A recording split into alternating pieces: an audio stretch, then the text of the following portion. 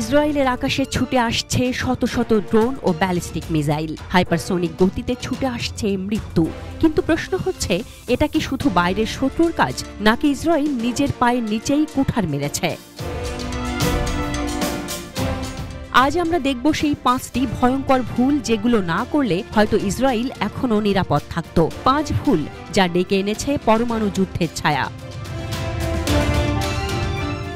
Israel দীর্ঘদিন ধরে বিশ্বাস করত তাদের আয়রন ডোম, ডেভিড স্লিং আর অ্যারো 3 সিস্টেম অজেয়। কিন্তু 2025 সালে ইরান ইসরায়েল সংঘর্ষে দেখা গেল এই প্রযুক্তিগুলো একযোগে এত বড় আক্রমণ সামলাতে অক্ষম। শাওহেদ ড্রোনের বিরুদ্ধে ইলেকট্রনিক জ্যামিং ব্যর্থতা, হাইপারসোনিক ক্ষেপণাস্ত্র, আয়রন ডোমের স্ক্যান রেঞ্জের বাইরে ব্যয় বনাম দক্ষতার প্রশ্ন। প্রতিটি ক্ষেপণাস্ত্র প্রতিহত করতে $50,000 খরচ। তাছাড়া গাজা ও পশ্চিম তীরকে খালি করে নিজের সীমানা ঝুঁকিপূর্ণ করা। ইসরায়েল সবসময় গাজাকে হুমকি বলে মনে করেছে, কিন্তু ক্রমাগত দখল, অবরোধ ও নিপীড়নের মাধ্যমে এমন এক জেনারেশন তৈরি হয়েছে যারা মৃত্যুকে ভয় পায় না। আর পশ্চিম তীরে জোরপূর্বক বসতি স্থাপন করে তারা আরো শত্রু তৈরি করেছে আর নিজের অভ্যন্তরীণ লাইন দুর্বল করেছে। রাজনৈতিক বিভাজন, সরকার বনাম জনগণ। নেতানিয়াহু সরকার যখন যুদ্ধ চাইছিল তখন রাস্তায় নেমেছিল তারই দেশের মানুষ। হাজার হাজার ইসরায়েলি যুদ্ধবিরোধী বিক্ষোভে এমনকি সেনাবাহিনীর সদস্যরাও প্রতিবাদ জানাচ্ছিল। বিচার বিভাগ সংস্কারের নামে একনায়কতন্ত্রের দিকে যাওয়া ইসরায়েল আর যুদ্ধ চায়নি। এছাড়াও judicial reform protest, Israel reservist refusal to flight, জনমতের বিচ্ছিন্নতা ও সিদ্ধান্ত গ্রহণে স্থবিরতা। ভেতরেই যদি যুদ্ধ হয়, বাইরের লড়াই লড়বে কে? আমেরিকান আশ্রয় ভ্রান্তি।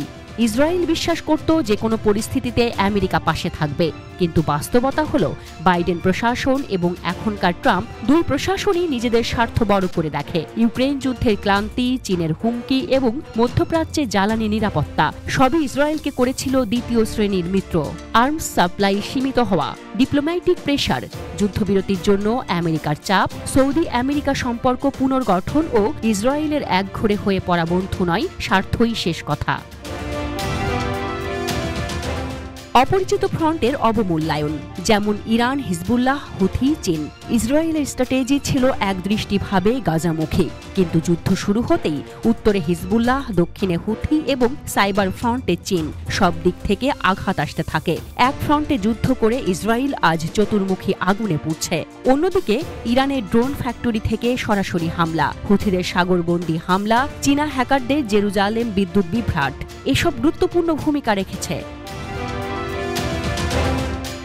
ইসরায়েল কি বুঝতে পেরেছে তার 5টি বড় ভুল, নাকি এখনো সময় আছে আত্মবিশ্লেষণের? কারণ পরবর্তী আঘাত হয়তো কোনো ড্রোন ক্ষেপণাস্ত্র নয়, হয়তো সেটা হবে একটি পরমাণু ছায়া যা সবকিছুর অবসান টেনে আনবে। কিন্তু দুনিয়া কি প্রস্তুত সেই মুহূর্তের জন্য?